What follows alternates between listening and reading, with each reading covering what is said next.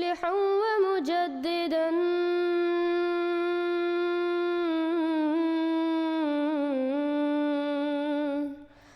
فارنوا بنظر طاهر وجنان. اگلا سوال جناب ایم سلیم صاحب کا ہے. میں ان سے درخواست کروں گا کہ تشریف لائیں. جناب ایم ڈین ایم سلیم لکھا جی. ایم میرا خیال انیشل ہے ان کے. محمد سلیم. محمد سلیم صاحب.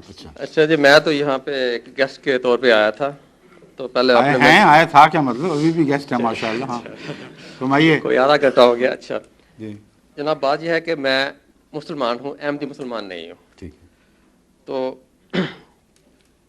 اس کا مطلب یہ نہیں کہ میں احمدی کے خلاف ہوں، بلکہ ان کا اپنا اپنا عقیدہ ہے. Good luck to them.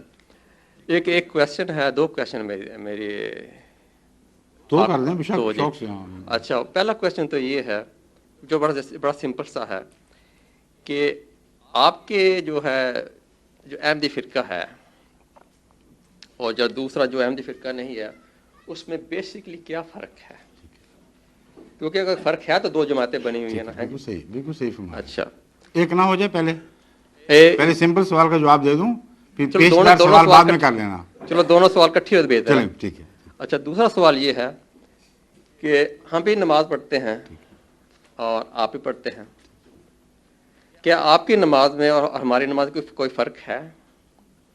بہت اچھا سوال ہے، بتاتا ہوں. دوسرے لفظوں میں کہ آپ نے جو سطریں ہم پڑھتے ہیں، صورتیں پڑھتے ہیں، اس میں کوئی ترمیم کی ہوئی ہے، کوئی ایڈیشن کیا ہوا ہے، کوئی سبٹریکشن کی ہوئی ہے، کوئی ایڈیشن یا کوئی ماڈیفیکیشن؟ تو یہ دو سوال تھے میرے، بڑے سمپل سے ہیں، اس کا جواب دے دیجیے. پہلا سوال جو ہے وہ آپ نے سمپل کہہ کے اتنا لمبا سوال کر دیا ہے کہ اس پر تو گھنٹے بھی لگیں تو طے نہیں ہوگا. کیونکہ آپ نے یا سادگی میں یا لوگوں سے سنا کر یہ تصور باندھا ہے کہ احمدی عقیدہ ایک طرف اور باقی سب مسلمانوں کا عقیدہ دوسری طرف. یہ درست نہیں ہے. مسلمان 72 فرقوں میں بٹے ہوئے ہیں اور ہر فرقے کا دوسرے سے اختلاف اس سے زیادہ ہے جتنا احمدیوں کا سنیوں یا شیعوں یا دوسروں سے اختلاف ہے. میں اپنا بنیادی عقیدہ آپ کو بتاؤں گا جو فرق کرنے والا ہے، اور آپ کو یہ سمجھاؤں گا کہ اس وہم میں مبتلا نہ ہوں کہ باقی سارے ایک ہی عقیدہ رکھتے ہیں. زمین آسمان کا فرق ہے دیگر مسلمانوں کے عقائد میں آپس کے اختلافات کے لحاظ سے. مثلا اسماعیلی فرقے کے ایک دوست تشریف رکھتے ہیں، اب وہ آپ کو بتا سکتے ہیں کہ اسماعیلی عقیدہ اور آپ کا سنی عقیدے میں زمین آسمان کا فرق ہے. امامت کا تصور ہی مختلف ہے. اور وہی آپ کو بتا سکتے ہیں کہ اثنا عشری شیعہ فرقوں میں اور اسماعیلی فرقے میں بہت بڑا فرق ہے. عبادت کے طریق میں فرق ہے،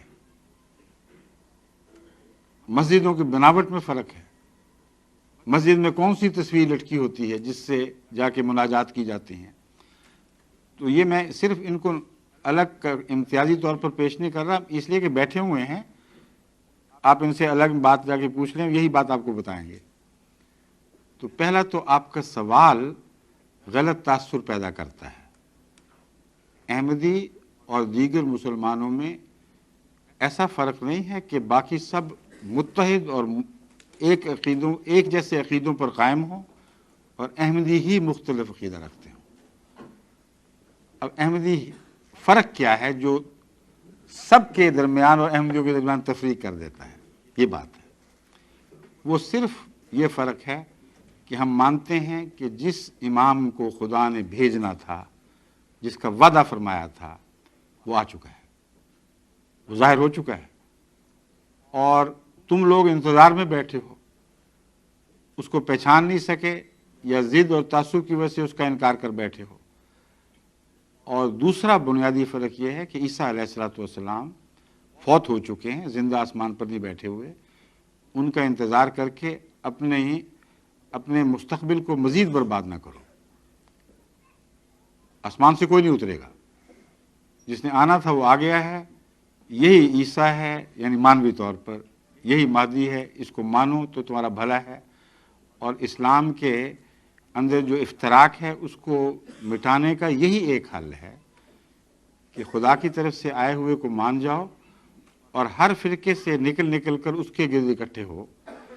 ہم سمجھتے ہیں یہی وہ ایک وحدت کا، توحید کا طریق ہے۔ جب تفریق ہو جائے تو آسمان سے آئے ہوئے امام کے سوا کبھی اس تفریق کو اکٹھا نہیں کیا جا سکتا۔ اجتماع کی ایک ہی صورت ہوتی ہے، اللہ کی آواز پر اکٹھے ہو جاؤ، اور یہ کوئی ایسا مسئلہ ہی نہیں ہے جو سمجھ نہ آ سکے۔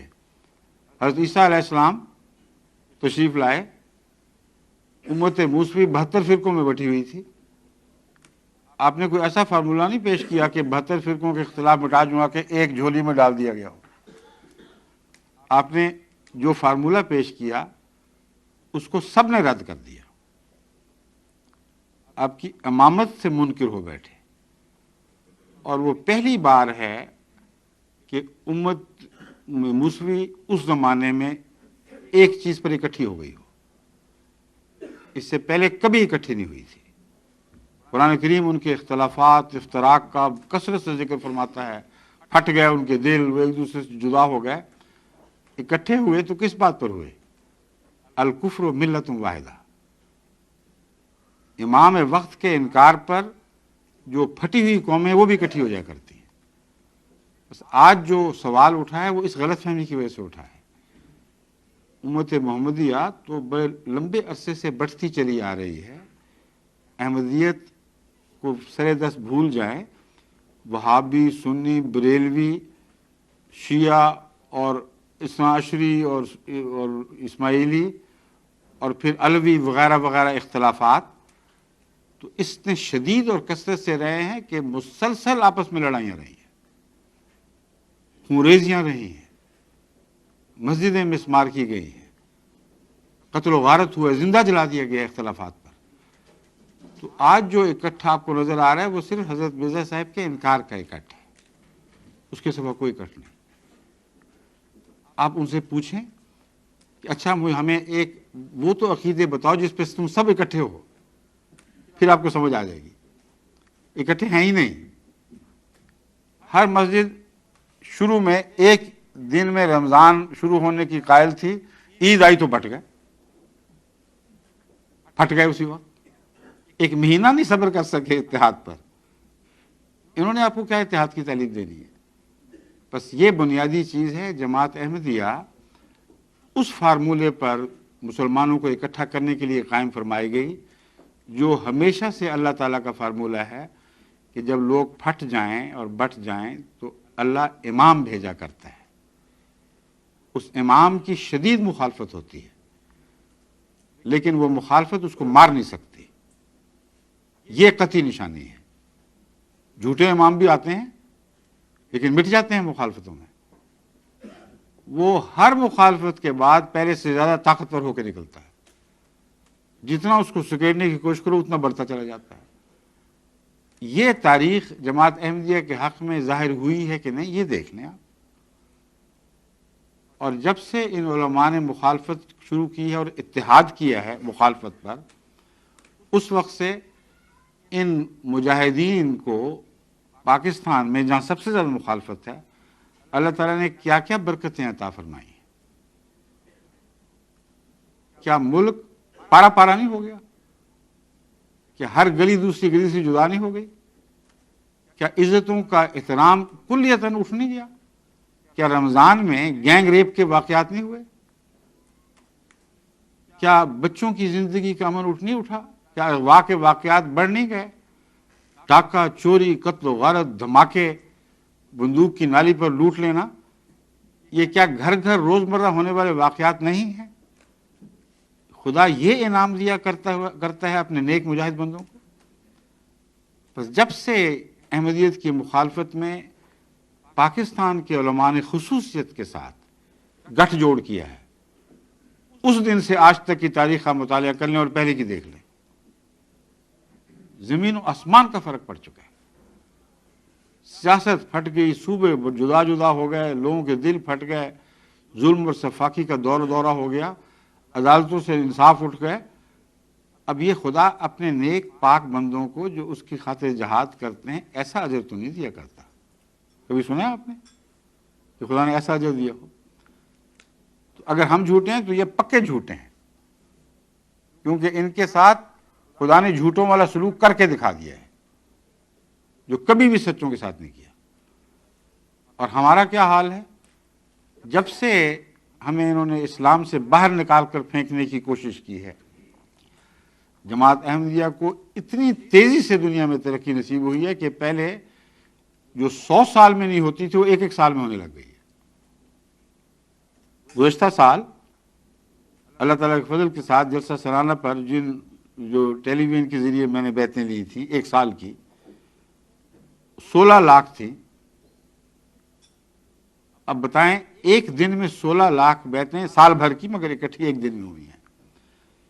یہ کسی احمدی کے میرے یہاں آنے سے پہلے خواب و خیال میں بھی نہیں تھا، چند ہزار ہوا کرتی تھی. تو یہ سلوک خدا نے عجیب شروع کر دیا ہے. خدا کو ہو کیا گیا ہے؟ جھوٹوں کو اتنی برکت اور سچوں سے ایسی دشمنی کہ جو تھوڑا بہت سچ رہ گیا تھا وہ بھی ان سے کھینچ نکالا. اتنا جھوٹ بولا جا رہا ہے کہ آدمی شمار ہی نہیں کر سکتا. اس لیے ان باتوں پر غور فرمائیں تو آپ کو فرق کی وجہ صاف سمجھ آ جائے گی.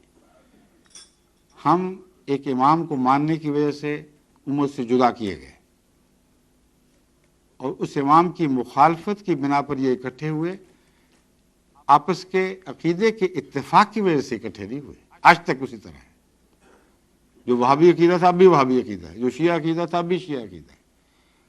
اس لیے اتفاق کیسا ہوا؟ جی آجائے اوپر سامنے. ایک بات یہ ہے کہ نبوت کے بارے میں آپ کا کیا کانسیپٹ ہے؟ فار ایگزامپل دیکھیے جب وہ فوت ہو چکے تھے تو کیا نبوت ختم ہو گئی تھی کہ is it still continuing from your side?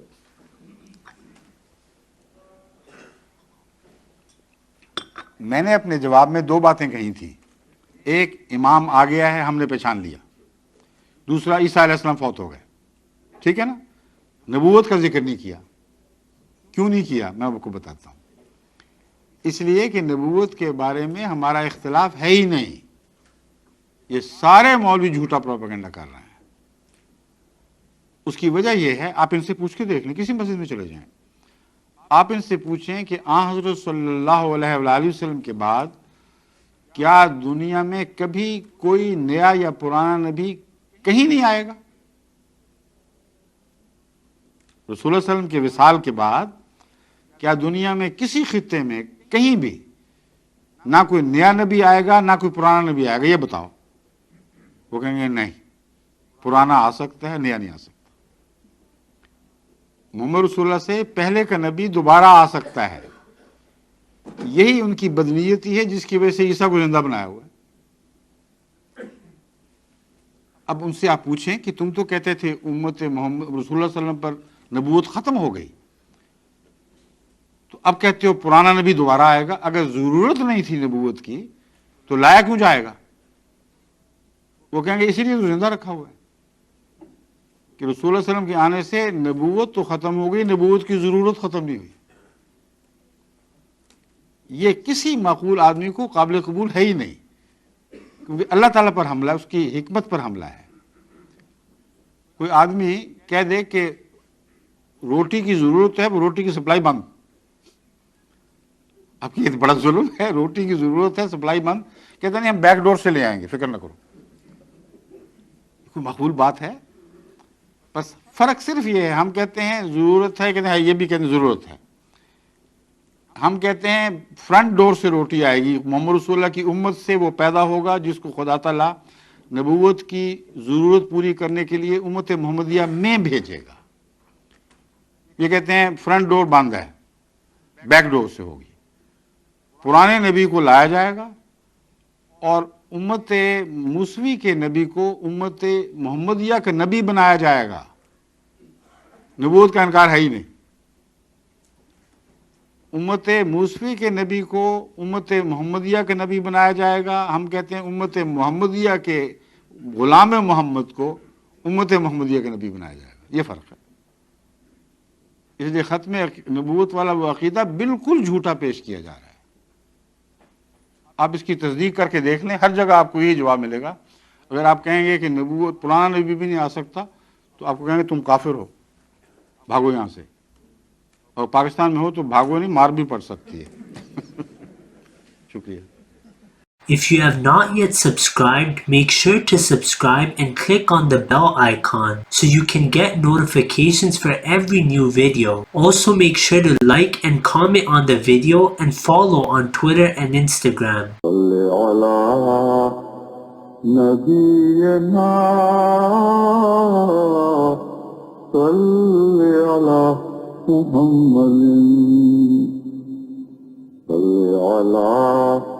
سفينا صل على محمد